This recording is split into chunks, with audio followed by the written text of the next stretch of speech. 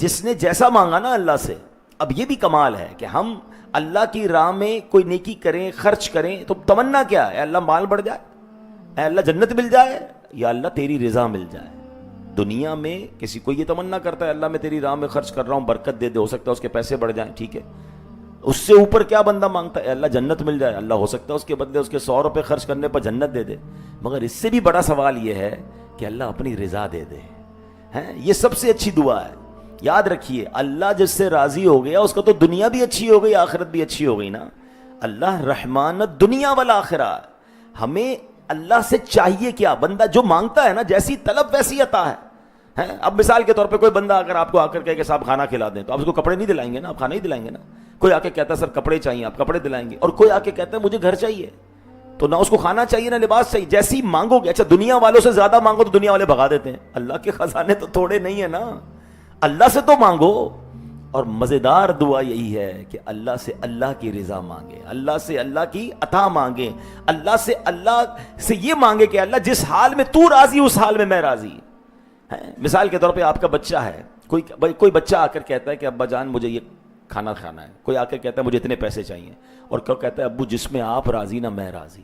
بتاؤ ان تینوں میں کس پہ زیادہ پیار آئے گا؟ آپ کس کو زیادہ خوش کریں گے کہ یار یہ اپنے لیے کچھ مانگ ہی نہیں رہا, یہ کہہ رہا ہے جس میں آپ راضی اس میں میں راضی. ایسا ہی ہے نا, بلا تمثیل. اللہ کی کوئی اولاد نہیں ہے, ہم تو بندے ہیں اللہ کے. لیکن بندہ جب اللہ سے یہ کہتا ہے نا اللہ جس حال میں تو راضی اس حال میں میں راضی, میرے لیے جو حال تیرے نزدیک اچھا وہ کر دے, تو وہ تو سخیوں کو بھی دینے والا ہے, وہ قریبوں کو کرم دینے والا ہے.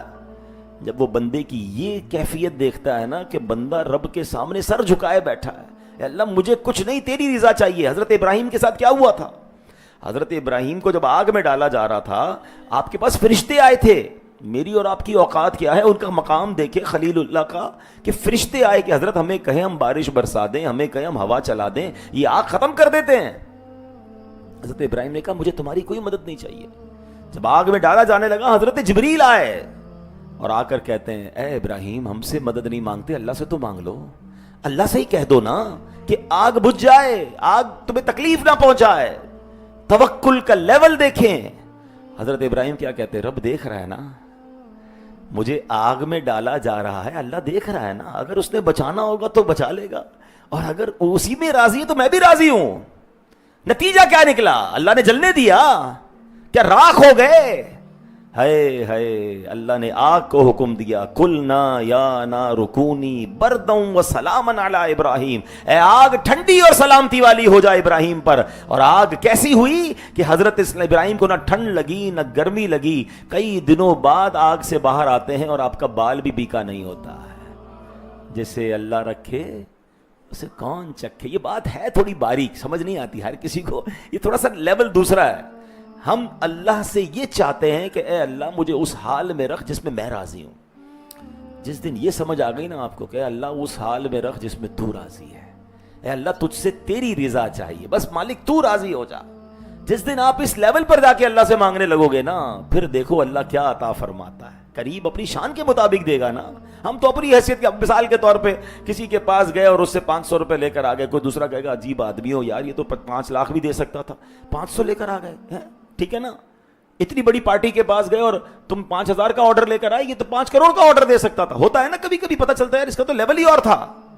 ہم اللہ سے وہ مانگ رہے ہیں جو ہمارا لیول ہے. اللہ سے کہیں نا مولا اپنی شان کے مطابق عطا فرما, اے اللہ اپنے کرم کے مطابق عطا فرما. اے اللہ میرے گناہ تیری رحمت کے آگے کیا ہے, میں گناہگار, تیری رحمت کے آگے میں ذرہ بھی نہیں. تو اپنی رحمت کو دیکھ مالک, مجھے بخش دے, میرے گناہ معاف کر دے. اس کی رحمت, اس کی شان, اس کا مقام ہماری سوچوں سے ورا الورا ہے نا. وہ تو مقام عطا کرنے والا ہے. مگر ہم ہیں کہ ہماری وہ چھوٹی چھوٹی باتیں ہیں, ہماری اپنے مسائل ہیں. کاش یہ بات سمجھ آ جائے کہ حضرت بشر حافی نے جو بتایا کہ جس کو جو چاہیے تھا اللہ نے جنت میں وہ دیا نا. اسی طرح مولانا نقی علی خان اعلیٰ حضرت کے والد ہیں, فرماتے ہیں اے عزیز تیری قدر و قیمت تیری طلب پر ہے. جو اللہ پاک کی جناب سے دنیا طلب کرتا ہے اللہ اسے دنیا عطا کی جاتی ہے, اور جو آخرت چاہتا ہے اسے آخرت دی جاتی ہے. اور یہی بات رب نے قرآن میں فرمائی. اللہ فرماتے ہیں من کان یرید ثواب الدنیا فعند اللہ ثواب الدنیا والآخرہ وکان اللہ سمیعا بصیرا. جو دنیا کا انعام چاہتا ہے تو دنیا اور آخرت کا انعام اللہ ہی کے پاس ہے اور اللہ ہی سنتا دیکھتا ہے. مزید فرماتے ہیں جو دنیا اور آخرت کو چھوڑ کر خدا کی طلب میں مصروف ہو جاتا ہے اسے اللہ پاک اپنے دیدار سے نواز دیتا ہے. کاش یہ بات سمجھ آ جائے کہ ہمیں اللہ کی طلب ہو جائے, اللہ کے دیدار کی طلب ہو جائے, اللہ کی رضا کی طلب ہو جائے, پھر دیکھیں اللہ کیا کچھ عطا فرماتا ہے. اے میرے پیارے اسلامی بھائیوں, اب ہم نے سنا تھا الثواب جزاء الطاعہ, یعنی نیکی کے بدلے کو ثواب کہتے ہیں. اب یہ بھی یاد رہے کہ دنیا میں بھی جو نعمت ملتی ہے نا کسی نیکی کے بدلے, ہم نے کسی کے ساتھ بھلا کیا, ہمارے ساتھ بھلا ہو گیا, ہم نے مال خرچ کیا, اللہ نے برکت ڈال دی, ہماری بیماری ٹل گئی, ہماری بلا ٹل گئی, یہ بھی ثواب ہے.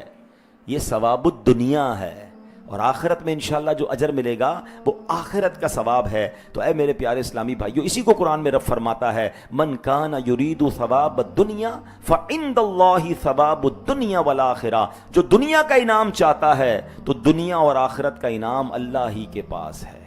لیکن جو دنیا کی واہ واہ چاہتا ہے, اس لیے خرچ کروں کہ لوگ سخی کہیں, اس لیے جناب لوگوں میں نیکی کی دعوت دوں کہ لوگ مجھے عالم کہیں, اس لیے میں جناب لوگوں کی مدد کروں کہ لوگ مجھے مددگار کہیں, تو یہ آپ نے دنیا طلب کی نا, آپ کو نہ دنیا کا کوئی فائدہ ہوگا نہ آخرت کا ہوگا, کیونکہ آپ تو واہ واہ چاہتے ہیں, اخلاص تو نہیں ہے. نہیں, اللہ کی رضا, اللہ قبول فرمائے اسے اور مجھے دنیا اور آخرت کی برکتیں عطا فرمائے. نیکی کرتے وقت یہ نیت ہونی چاہیے لمثوبۃ من عند اللہ خیر, تو اللہ کے یہاں کا ثواب بہت اچھا ہے. تو اے میرے پیارے اسلامی بھائیوں, اب جب آپ حلال کے ذریعے, اب آج کل کیا ہوتا ہے, ہر چیز کے دو طریقے ہیں, بندہ گناہ کے ذریعے بھی پیسے کمانے والے کما رہے ہیں اور حلال کے ذریعے بھی کما رہے ہیں. حلال بظاہر تھوڑا ہوتا ہے مگر اس میں اللہ برکت ڈال دیتا ہے. حرام بعض اوقات بہت زیادہ ہوتا ہے, کبھی ڈاکٹر لے جاتے ہیں, کبھی ڈاکو لے جاتے ہیں, کبھی ٹینشن اور بیماریاں آ جاتی ہیں. کیا کرنا ہے اس حرام کا؟ ہم اس بات پر یقین رکھیں کہ جو میرے نصیب میں ہے وہ مل کر رہے گا. اور حلال میں برکت کیسی ہوتی ہے, ایک بڑا کمال کا واقعہ آپ کو سناتا ہوں. بر صغیر کے ایک بڑے بزرگ ہوئے ہیں حضرت ملا جیون رحمۃ اللہ تعالی علیہ. آپ مغل بادشاہ اورنگزیب رحمۃ اللہ تعالی علیہ کے استاد تھے. ملا جیون معاشی لحاظ سے بڑی نارمل زندگی گزارتے تھے, بڑی مطلب جس کو کہیں کہ نارمل مڈل کلاس. ایک بار اورنگزیب کہیں جا رہا تھا, اس نے اپنے استاد سے ملاقات کی اور ایک تحفے میں ایک چونی پیش کی, ایک سکہ تحفے میں دیا اور سفر پر چلا گیا. کئی دنوں بعد جب واپس آیا تو ملا جیون رحمۃ اللہ تعالی علیہ کے حالات بدلے ہوئے, آپ تو امیر و کبیر ہو گئے, آپ کے پاس ٹھیک ٹھاک مال آ گیا. تو بادشاہ کہتا ہے استاد صاحب میں جب گیا تھا تب تو آپ اتنے ویل آف نہیں تھے, اب اتنے تھوڑے عرصے میں 2-4 مہینے میں آپ تو مالدار ہو گئے, کیا وجہ ہے؟ تو ملا جیون کہتے ہیں کہ آپ میرے پاس آئے تھے, مجھے آپ نے ایک سکہ دیا تھا, سکہ دے کر آپ تو چلے گئے, جب سے سکہ دیا میرے مال میں برکت ہی ہونا شروع ہو گئی, ہر چیز میں برکت ہو رہی ہے. تو بادشاہ اورنگزیب کمال کا بندہ تھا, وہ کہتا ہے میں آپ کو بتاتا ہوں کہ اس سکے کی حقیقت کیا ہے. اور اس نے بادشاہ نے اپنے سپاہی کو کہا کہ فلاں محلے کے ایک تاجر کو بلاؤ اور اس کو کہو اپنا روزنامچہ لے کر آئے. تاجر کو بلایا گیا, تاجر کو کہا کہ فلاں دن کا اپنا ڈیلی لیجر جس کو ہم کہتے ہیں نا وہ کھولو, بتاؤ تم نے کیا کیا کیا خرچ کیا تھا. وہ بتاتا رہا, اس کو پیسے دیے, اس کو پیسے دیے, فلاں کو دیے. کہتا ہے میں نے ایک بندے کو ایک چونی بھی دی تھی مزدوری میں. کہا وہ مزدور کون تھا؟ تاجر کہتا ہے صاحب بڑا عجیب ماجرا ہے. کیا ماجرا ہے سناؤ. تو وہ تاجر کہتا ہے کہ بات یہ ہے کہ ایک بار بارش ہو رہی تھی, رات کا وقت تھا, میری چھت ٹوٹ گئی, میں باہر نکلا, مجھے کوئی مزدور نہیں ملا, ایک شخص نظر آ گیا, میں نے کہا ذرا میرے گھر کی چھت بنا دو, میں تمہیں مزدوری بھی دوں گا. وہ رات بھر کام کرتا رہا, میرے گھر کی چھت بنائی, اور جب فجر کی اذان ہو گئی تو وہ بندہ جب جانے لگا تو میں نے کہا بھائی مسئلہ یہ مزدوری کے پیسے میرے پاس نہیں ہیں, ایک چونی ہے وہ لے لو, پھر کبھی تمہیں تمہاری اجرت مزید دے دوں گا, اپنا نمبر اپنا رابطہ وغیرہ دے دو. تو وہ مزدور کہتا ہے بس میرے لیے اتنا ہی کافی, اور وہ چلا گیا. جب وہ تاجر نے یہ سارا واقعہ سنایا نا تو بادشاہ اورنگزیب کہتا ہے حضور وہ مزدور میں ہی تھا, میں رات کو نکلا تھا, اس بندے کی گھر چھت ٹوٹ رہی تھی, میں نے چھت بنا دی, یہ ایک چونی میں نے بڑی محنت سے حلال کی کمائی تھی, اور وہی حلال کا سکہ میں آپ کو تحفے میں دے کر گیا تھا, اور آپ کا کہنا یہ ہے کہ اللہ نے اس سکے میں اتنی برکت ڈال دی کہ آپ مالدار ہو گئے. اس واقعے سے سیکھنے کو کیا مل رہا ہے؟ بعض اوقات حلال کے چند روپے اللہ اس میں وہ برکت ڈال دیتا ہے جو ہمارے وہم و گمان میں. اچھا یہ واقعہ تو قرآن میں ہو, آپ نے جس نے قرآن پڑھا ہے, سورہ بقرہ میں کیا واقعہ ہے؟ ایک باپ اپنے بچے کے لیے چھوٹی سی بچیا چھوڑ کے گیا نا, جانور چھوڑ کے گیا, چھوٹا سا گائے کا بچہ, مگر حلال تھا نا. اللہ نے اس حلال میں برکت کیسی ڈالی کہ وہی گائے کا بچہ سونے کے وزن کے مطابق بیچا جا رہا ہے. بیچا اس بچہ اس زمانے کا ملینئر ہو گیا. کیسے؟ حلال چھوڑا تھا. آج لوگ کہتے ہیں بچوں کے لیے کچھ تو چھوڑنا ہے نا جناب, میں جو بھی کر رہا ہوں ڈبل محنت کر رہا ہوں, اگر گڑبڑ کر بھی رہا ہوں تو بچوں کے لیے کر رہا ہوں. او بھائی, بچوں کے لیے حرام چھوڑ کر جاؤ گے تو بچے حرام کام کر کے برباد کر دیں گے. تم میری اور آپ کی ذمہ داری یہ حلال چھوڑ کے جائیں اور بچوں کی اچھی تربیت کر کے جائیں. اللہ اس تھوڑے حلال میں بھی برکت ڈال دے گا. کہ آپ میں ایسے کچھ لوگ نہیں ہیں کہ جن کے ماں باپ بہت تھوڑا چھوڑ کر گئے تھے, آج اللہ نے آپ کو ترقی دے دی, کیسے مل گئی ہے؟ ماں باپ نے تربیت اچھی کی ہوگی کہ اس تھوڑے کو بھی آپ نے صحیح استعمال کیا اور اللہ نے فضل بھی فرمایا, برکت ہو گئی. اور کئی ایسے ہیں جن کے ماں باپ کروڑوں چھوڑ کر گئے, ان کے گھر بک گئے, وہ مقروض ہو گئے, وہ بیچارے در در کی ٹھوکریں کھا رہے ہیں. بھائی تم تو اربوں پتی ماں باپ کے بیٹے تھے, ماں باپ نے مال تو چھوڑا مگر تربیت نہ کی. وہی مال شراب میں, وہی مال جوئے میں, وہی مال غلط کاموں میں. اب سمجھنا یہ کہ لیگیسی کیا چھوڑنی ہے, بچوں کو مال چھوڑ کے جانا ہے یا بچوں کی اچھی تربیت کر کے جانی ہے, انہیں حلال حرام کی تمیز دے کر جانی ہے, انہیں جناب صدقہ خیرات کی ترغیب دے کر جانی ہے, اللہ پر بھروسہ سمجھا کے جانا ہے, یا بس بچے کو بھی یہ سکھانا ہے بیٹا میں بھی مال جمع کر رہا ہوں تو بھی جمع کر, پیسے ہوں گے تو سب کچھ ہوگا ورنہ کچھ نہیں ہوگا. تو بچے کو تو پیسے کا پجاری بنا دیا ہم نے. نہیں, یہ لیگیسی سمجھانی ہے. اور یہی بات ہے کہ ایک چمنی تھی, اس نے کہاں سے کہاں پہنچا دیا.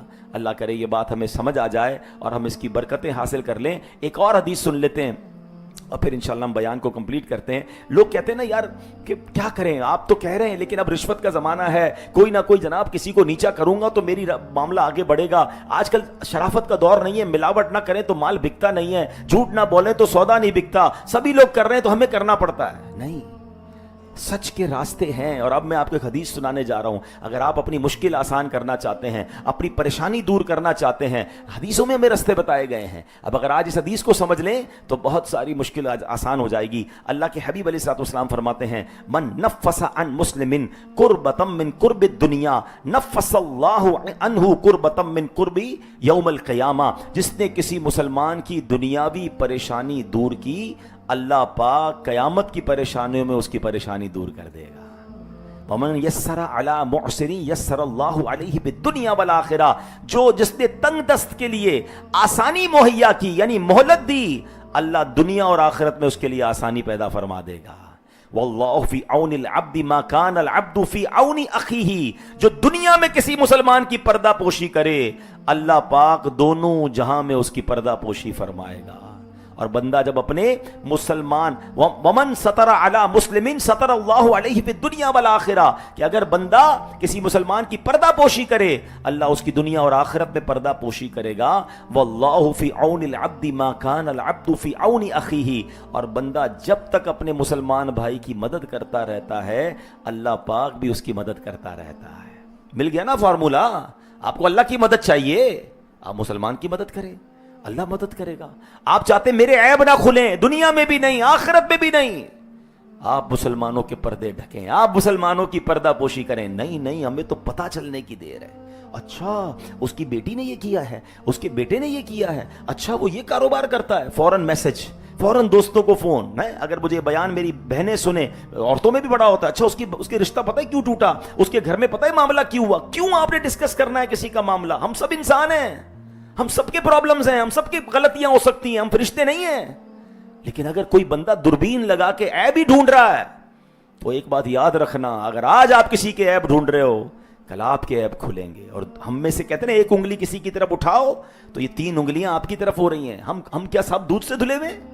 اللہ سے دعا کریں, اے اللہ میرے بھائی کے عیب کھل گئے, اس کے بھی چھپا دے, میرے بھی چھپائی رکھنا. پتہ چل بھی جائے, ہمیں کیا ضرورت ہے. اللہ کرے میری یہ بات وہ رپورٹرز, وہ کالم نگار, وہ اینکرز, وہ سوشل میڈیا انفلوئنسر سنیں کہ جو جب دیکھو کسی کے کپڑے اتار رہے ہوتے ہیں. ارے آج آپ کسی کے چند ویوز کے لیے کسی کا اسکینڈل, کسی کے گھر کی باتیں, کسی کی باتیں کیوں بیان کرتے ہیں؟ اس سے کیا فائدہ ہے؟ حدیث پاک ہم نے سنی ہے, جو کسی مسلمان کے عیب ڈھکتا ہے اللہ اس کے عیب ڈھکتا ہے. وہ الگ بات ہے کسی کو اس لیے جناب ایکسپوز کرنا کہ دوسرے لوگ بچ جائیں, اس کی الگ صورتیں ہیں, مگر ہر جگہ یہ صورت نہیں ہوتی. دوستوں میں, خاندانوں میں, کاروباری لوگوں میں, مارکیٹ میں بدنام کر دیں گے کسی کو. نہیں میرے پیارے اسلامی بھائی, اگر آپ چاہتے ہیں دنیا اور آخرت میں ہمارے عیب چھپے رہیں, واللہ اگر عیب میرے اور آپ کے کھل گئے نا, ہم مارے جائیں گے.